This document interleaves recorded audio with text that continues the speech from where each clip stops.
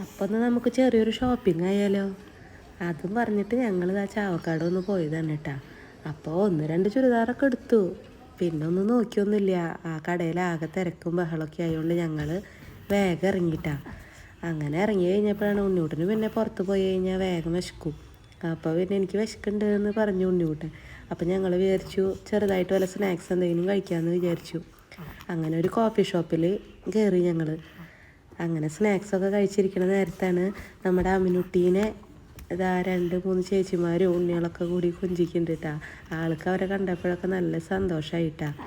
അങ്ങനെ വർത്തമാനം പറഞ്ഞിരിക്കുന്നതിൻ്റെ ഇടയിലാണ് ഉണ്ണിക്കുട്ടൻ നല്ല എരിവുള്ള മുളകൊക്കെ എടുത്ത് കടിച്ചു. അപ്പോൾ മൂപ്പരെ കണ്ണിൽ നിന്നൊക്കെ നന്നായി വെള്ളമൊക്കെ വന്നു കേട്ടാ.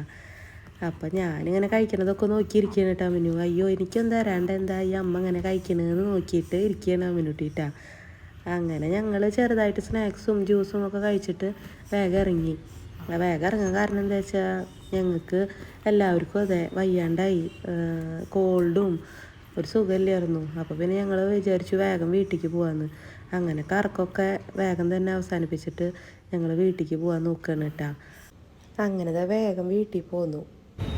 അപ്പോൾ ഇതാ ഞങ്ങളുടെ ഇന്നത്തെ കറക്കൊക്കെ കഴിഞ്ഞു കേട്ടാ. ഞങ്ങൾ വീട്ടിലേക്ക് പോവാണ്.